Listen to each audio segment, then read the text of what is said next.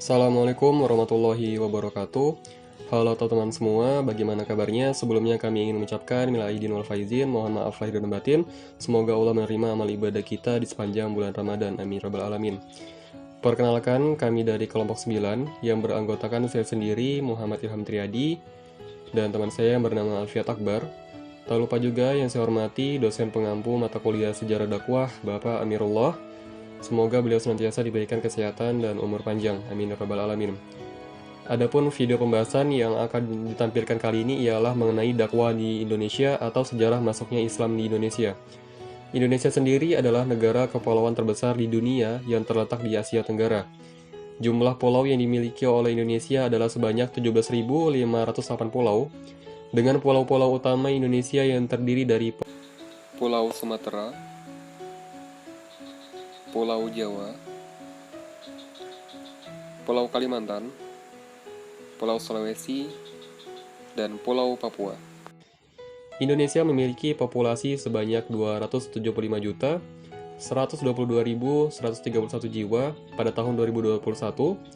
Jumlah penduduk sebanyak 275 juta jiwa tersebut menjadikan Indonesia sebagai negara yang memiliki jumlah penduduk terbanyak keempat di dunia. Di samping itu, Indonesia juga merupakan negara dengan penduduk muslim terbesar di dunia. Sekitar 227 juta jiwa penduduk Indonesia adalah beragama Islam. Oleh karena itu, banyaknya populasi muslim yang terdapat di Indonesia tidak mungkin terjadi begitu saja. Tentunya ada proses-proses yang harus dilalui dalam penyebaran Islam di Indonesia dari awal kedatangan sampai saat ini. Sejak zaman prasejarah, penduduk kepulauan Indonesia dikenal sebagai pelayar-pelayar yang sanggup meraungi lautan lepas. Sejak awal abad Masehi, sudah ada rute-rute pelayaran serta perdagangan antara kepulauan Indonesia dan berbagai wilayah di Asia Tenggara. 2 abad sebelum Masehi, Sumatera telah dimasukkan ke dalam peta dunia. Sejak zaman dahulu, kepulauan Indonesia sudah dikenal dalam peta dunia yang disusun oleh Claudius Ptolemaeus berjudul Geography. Ia memasukkan wilayah pantai barat Sumatera yang kaya kapur barus itu dan menyebutnya dengan Barosai. Sementara itu, sejak abad ke-7 Masehi atau abad 1 Hijriah, Nusantara menghasilkan komoditas berupa rempah-rempah yang banyak disukai oleh orang-orang Eropa. Pedagang-pedagang muslim dari Arab, Persia, dan India juga datang ke kepulauan Indonesia untuk berdagang. Tidak hanya berdagang, mereka juga menyebarkan agama Islam. Dengan demikian, Indonesia telah dikenal sejak dahulu oleh bangsa-bangsa di timur dan di barat, karena menjadi jalur lalu lintas pelayaran. Sebagai wilayah mudah dijangkau dan banyak memiliki hasil bumi, amat logis jika Indonesia menjadi wilayah untuk memperoleh pengaruh termasuk untuk menyebarkan agama Islam. Tentang awal mula masuknya Islam di Indonesia, tidak ada kesepakatan di antara para sejarawan tentang kapan sebenarnya Islam mulai masuk dan menyebar di Indonesia. Penyebaran agama Islam di Indonesia pada umumnya berlangsung melalui 2 proses. Pertama, penduduk pribumi berhubungan dengan agama Islam, kemudian menganutnya. Kedua, orang-orang asing seperti orang Asia, Arab, India, dan Cina itu telah beragama Islam, kemudian bertempat tinggal secara permanen di suatu wilayah Indonesia, melakukan perkawinan campuran dan mengikuti gaya hidup lokal. Setidak-tidaknya ada 4 teori tentang Islamisasi awal di Indonesia, yaitu teori India, teori Arab, dan teori Persia. Teori pertama ialah teori Mekah atau teori Arab. Teori ini dikemukakan oleh W.P. Grunfeld, Thomas W. Arnold, Syed Naguib Al-Atos, George Fadl Horini, J.C. Van Loor, Hamka Ahamsi, dan U.K. Sastramita. Teori pertama mengatakan bahwa Islam datang pada abad 1 Hijriah atau abad 7 Masehi dan dibawa oleh para pedagang asal Mekah. Dalam sejarah masuknya Islam ke Indonesia, teori ini mengatakan bahwa Islam datang ke Indonesia secara langsung dari Arab, tidak melalui perantara bangsa lain. Beberapa bukti sejarah dikemukakan untuk menguatkan teori ini. Teori ini mengatakan bahwa Islam masuk ke Indonesia langsung dari Mekah atau Arab sebagai pusat agama Islam sejak abad ke-7. Salah satu sejarawan yang mendukung teori ini ialah Profesor Hamka. Dia menyatakan bahwa Islam sudah datang ke Indonesia pada abad pertama Hijriah, pada abad ke-7 Masehi atau 8 Masehi, langsung dari Arab dengan bukti jalur perdagangan yang ramai dan bersifat internasional sudah dimulai melalui Selat Malaka, yang menghubungkan dinasti Tang di Cina atau di Asia Timur, Sriwijaya di Asia Tenggara, dan Bani Umayyah di Asia Barat. Menurutnya, motivasi awal kedatangan orang Arab tidak dilandasi oleh nilai-nilai ekonomi, melainkan didorong oleh motivasi spirit penyebaran agama Islam. Hamka berpendapat bahwa pada tahun 625 Masehi berdasarkan sebuah naskah Tiongkok yang didasarkan pada catatan dinasti Tang yang melakukan perjalanan dari Katon menuju India. Perjalanan tersebut menggunakan kapal Pose dan pada tahun 674 Masehi, ia singgah di Boga yang sekarang dikenal dengan Palembang atau Sumatera Selatan. Di Boga, ia menemukan sekelompok bangsa Arab yang telah bermukim di pantai barat Sumatera atau Barus. Sebagian orang-orang Arab ini diceritakan melakukan perkawinan dengan wanita lokal. Komunitas Arab ini disebutnya sebagai komunitas Tahsis. Di samping itu, teori ini didasarkan pada catatan dari dinasti Tang yang menyebutkan bahwa sejumlah orang dari Tahsis membatalkan niat untuk menyerang kerajaan Holing di bawah kepemimpinan Ratu Sima yang sangat kuat pada tahun 674 Masehi. Selain itu, kedatangan Islam pada abad 7 Masehi dipicu oleh perkembangan hubungan dagang antara Timur dan Barat Asia, terutama setelah kemunculan Khilafahan Umayyah pada tahun 660 sampai 749 Masehi di Asia Barat, dinasti Tang di Asia Timur, dan kerajaan Sriwijaya di Asia Tenggara. Kemudian ada teori kedua. Teori Gujarat atau teori India ini dikemukakan oleh C. Sonok-Horgronje, J. P. Moquet, R. A. K. Van den Berg, dan N. H. Krom. Teori ini mengatakan bahwa Islam datang pada abad ke-13 Masehi dan dibawa oleh pedagang asal Gujarat atau India. Sonok-Horgronje mendasarkan teori ini dengan penyerangan Baghdad oleh Hulagukan pada tahun 1258 Masehi. Akibat hancurnya Baghdad, maka banyak orang Islam yang menyebar keluar daerah dan berkelana mencari daerah baru. Kelompok inilah yang kemudian sampai di Indonesia. Kemudian ia berpendapat bahwa Islam Nusantara berasal dari India karena sudah lama terjalin hubungan perdagangan antara Indonesia dengan India. Dan adanya inskripsi tua tentang Islam yang terdapat di Sumatera mengindikasikan adanya hubungan antara Sumatera dan Gujarat. Kemudian teorinya ini diperkuat oleh J. P. Moquet yang merujuk pada penemuan nisan Sultan Malik As-Soleh yang meninggal pada tahun 696 Hijriah atau tepatnya 1297 Masehi di Gampong, Samudra, Loh Kusamewawe. Data arkeolog ini dianggap sebagai batu nisan tertua yang mencantumkan nama sultan pertama di wilayah ini.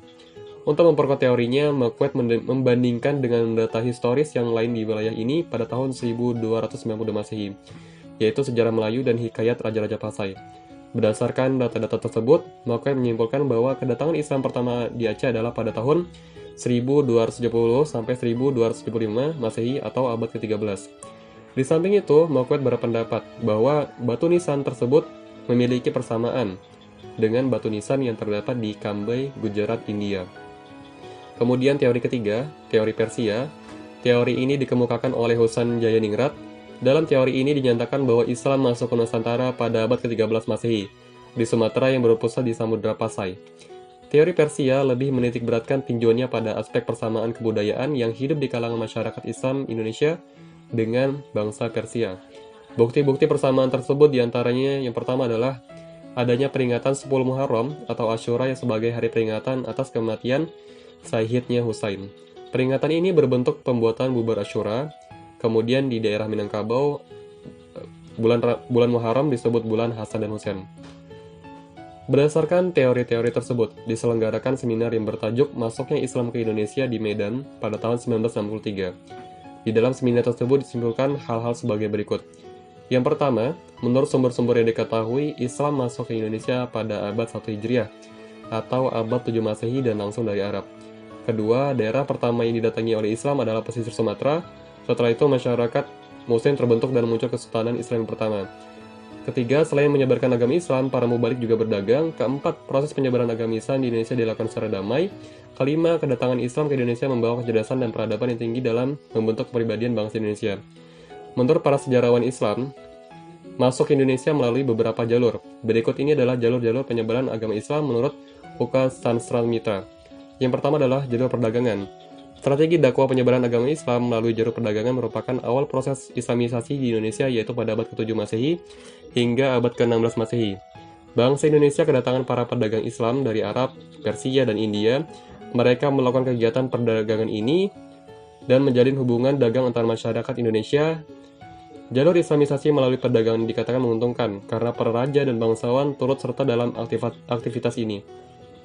Para saudagar berhasil mendirikan masjid-masjid dan mendatangkan ulama-ulama dari luar, sehingga jumlah mereka menjadi banyak. Di beberapa tempat, penguasa-penguasa Jawa yang menjabat sebagai bupati Majapahit yang ditempatkan di pesisir utara Jawa banyak yang masuk Islam, terutama karena faktor hubungan ekonomi dengan pedagang-pedagang muslim. Dalam perkembangan selanjutnya, mereka kemudian mengambil alih perdagangan dan kekuasaan di tempat-tempat tinggalnya, sehingga mempermudah proses masuknya Islam. Secara umum, Islamisasi yang dilakukan oleh para pedagang melalui perdagangan ini mungkin dapat digambarkan sebagai berikut. Mula-mula, mereka berdatang dari tempat-tempat pusat perdagangan, dan kemudian diantaranya ada yang bertempat tinggal, baik untuk sementara maupun untuk menetap. Lambat laun, tempat tinggal mereka berkembang menjadi perkampungan-perkampungan. Perkampungan golongan pedagang muslim dari negeri-negeri asing disebut pekojan. Kemudian ada jalur pernikahan. Jalur perkawinan merupakan salah satu jalur yang memegang peranan penting dalam proses islamisasi ajaran Islam di Indonesia. Pedagang muslim yang masuk ke Indonesia dilihat dari segi ekonomi memiliki status sosial yang lebih tinggi dibandingkan penduduk pribumi. Oleh sebab itu, putri-putri bangsawan tertarik untuk menjadi istri saudagar-saudagar tersebut. Sebelum menikah, mereka diislamkan terlebih dahulu. Setelah mereka memiliki keturunan, lingkungan mereka makin luas. Berikutnya ada pula wanita muslim dinikahi oleh pria bangsawan yang akhirnya muncul masyarakat dan kesultanan Islam.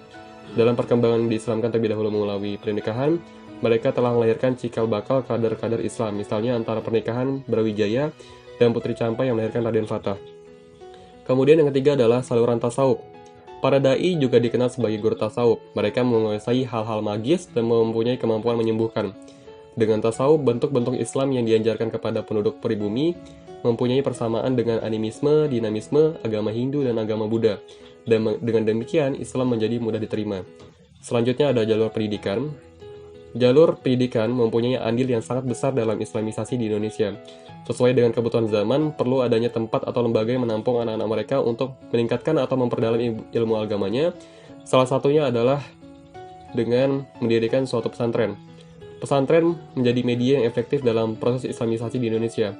Pesantren selain mengajarkan ilmu agama, juga keterampilan hidup yang lain. Pesantren juga merupakan tempat kaderisasi mubalik-mubalik Islam di kemudian hari. Setelah keluar dari pesantren, para santri pulang ke rumah masing-masing atau berdakwah ke daerah tertentu. Misalnya pesantren Giri yang didirikan oleh Sunan Gresik di Gresik, para santri yang sudah lulus diundang ke Maluku untuk berdakwah. Kemudian ada jalur kesenian. Para dai menggunakan wayang, sastra, seni arsitektur, dan seni ukir untuk berdakwah. Pendekatan ini dilakukan oleh Wali Songo untuk menarik perhatian kalangan pribumi. Misalnya, Sunan Kalijaga tidak pernah meminta bayaran di setiap pertunjukan wayang kulitnya. Ia hanya meminta para penonton untuk membaca 2 kalimat syahadat, adapun ceritanya dipetik dari cerita Mahabharata dan Ramayana yang disisipkan ajaran-ajaran Islam. Kemudian ada jalur politik. Penyebaran agama Islam melalui jalur politik ini dilakukan oleh para penguasa atau para raja, karena penguasa itu sangat berpengaruh dalam penyebaran agama Islam. Seseorang raja memiliki pengaruh dan wibawa serta disegani sehingga masyarakat itu mengikuti tindakan dari raja tersebut. Ada beberapa faktor yang menyebabkan Islam cepat berkembang di Nusantara. Adapun faktor-faktornya adalah sebagai berikut. Yang pertama adalah faktor ajaran Islam. Ajaran Islam, akidah, syariat, dan akhlak sangat rasional sehingga mudah diterima oleh penduduk pribumi. Secara akidah, masuk agama Islam sangat mudah, yaitu hanya dengan mengucapkan 2 kalimat syahadat. Menjalankan syariat Islam juga tidak sulit, yaitu dengan melakukan sholat, zakat, puasa, haji. Selain itu, akhlak dalam Islam cukup sederhana, yaitu seorang muslim harus baik kepada sesama, dan dalam Islam tidak ada perbedaan derajat dan kasta. Semua orang sama derajatnya di sisi Tuhan, kecuali ketakwaannya. Sementara itu, ajaran Islam yang diperkenalkan di Indonesia bercorak tasawuf. Corak ini memiliki kesamaan dengan agama pribumi, sehingga dakwah mudah diterima masyarakat luas. Di samping itu, adanya perintah berdakwah walaupun hanya menyampaikan 1 ayat memotivasi orang lain untuk menyampaikan ajaran Islam kepada orang lain. Kemudian ada faktor pembawa agama Islam. Para pedagang muslim berhasil memperkenalkan agama Islam secara damai. Hal ini membuat penduduk pribumi ingin tahu lebih banyak tentang Islam. Ketiga adalah faktor politik. Ketika Islam masuk, pada umumnya para penguasa menganut agama Hindu dan Buddha. Antara penguasa satu dengan yang lainnya saling berselisih sehingga membuat kedudukan mereka melemah. Hal ini memberi peluang untuk membangun pusat-pusat kekuasaan Islam yang independen. Di bawah bimbingan Wali Songo, Demak akhirnya berhasil menggantikan Majapahit. Demikian pula Cirebon dan Banten yang menjadi besar lalu menggeser kekuatan Pajajaran yang semakin lama semakin lemah. Yang terakhir adalah faktor ekonomi. Orang-orang yang terlibat dalam perdagangan bukan hanya pedagang, melainkan juga penguasa dan bangsawan. Sementara itu, jalur perdagangan Nusantara hampir seluruhnya dikuasai oleh para pedagang Arab dan para pedagang Nusantara. Para pedagang Nusantara bertindak sebagai penyalur barang. Melalui interaksi ini, para pedagang Arab memperkenalkan agama Islam dan mengajak mereka menjadi Muslim. Itulah ulasan singkat dari kelompok kami mengenai sejarah masuknya Islam di Indonesia. Semoga teman-teman semua dapat mengambil manfaat dari penayangan video ini, dan kami dari kelompok 9 ingin mengucapkan banyak terima kasih karena telah menonton video ini sampai habis. Dan kami juga ingin memohon maaf apabila ada kesalahan kata atau kekurangan kata dalam pembuatan video ini. Kurang lebihnya mohon dimaafkan. Wassalamualaikum warahmatullahi wabarakatuh.